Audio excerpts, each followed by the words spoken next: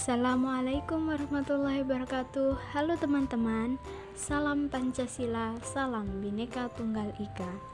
Nah, pada pertemuan kali ini kita akan membahas terkait dengan konsepsi warga negara dan kewarganegaraan Indonesia.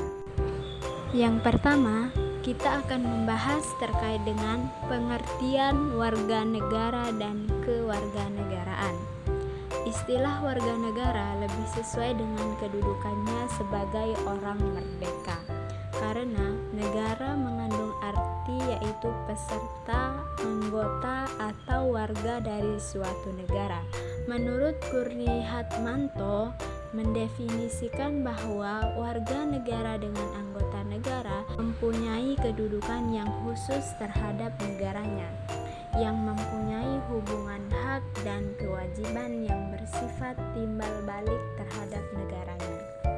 Adapun pengertian kewarganegaraan secara yuridis yaitu ditandai dengan adanya ikatan hukum antara orang-orang dan negara. Tanda dari adanya ikatan hukum, misalnya akta kelahiran, surat pernyataan, bukti kewarganegaraan, dan sebagainya. Kewarganegaraan dalam arti sosiologis ditandai dengan ikatan hukum tetapi ikatan emosional, seperti ikatan perasaan, ikatan keturunan, ikatan nasib, ikatan sejarah, dan ikatan tanah air. Selanjutnya, unsur dan asas yang menentukan kewarganegaraan.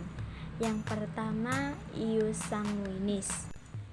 Ius sanguinis merupakan asas kewarganegaraan seseorang yang ditentukan dengan berdasarkan pada keturunan orang tua. Kedua yaitu asas ius soli, merupakan asas kewarganegaraan seseorang yang ditentukan dengan berdasarkan pada tempat lahir. Tiga yaitu asas kewarganegaraan secara tunggal, atau hanya boleh satu kewarganegaraan saja, yaitu Indonesia.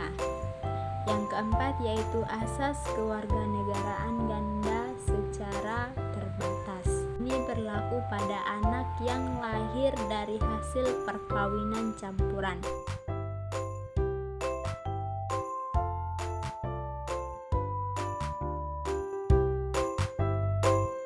Hakikat, hak, dan kewajiban warga negara merupakan dua hal yang tidak dapat dipisahkan satu dengan lainnya dan saling melengkapi. Setiap warga negara memiliki keharusan untuk melakukan kewajibannya, namun di sisi lain warga negara juga berhak untuk mendapatkan haknya.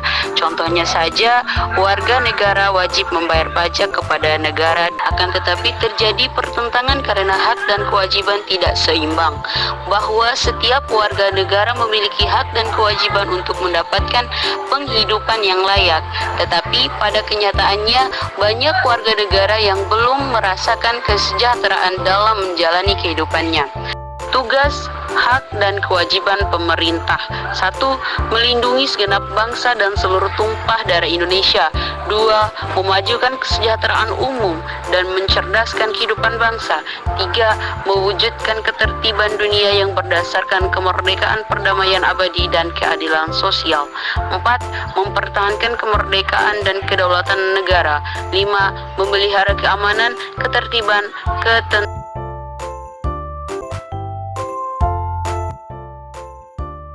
Yang pertama, Undang-Undang Dasar 1945.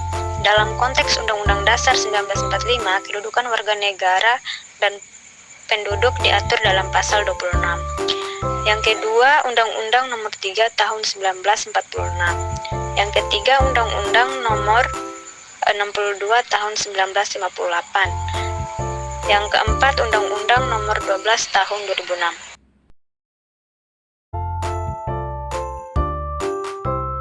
Perwarganegaraan diajukan di Indonesia oleh pemohon secara tertulis dalam bahasa Indonesia di atas kertas bermaterai cukup kepada Presiden melalui Menteri. Yang kedua, Menteri meneruskan permohonan kepada Presiden dalam waktu paling lambat 3 bulan sejak tanggal permohonan diterima. Yang ketiga, Presiden mengabulkan atau menolak permohonan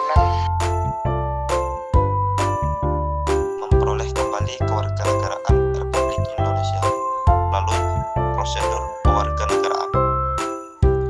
Tata cara memperoleh kembali kewarganegaraan Republik Indonesia. Yang pertama, mengajukan permohonan kepada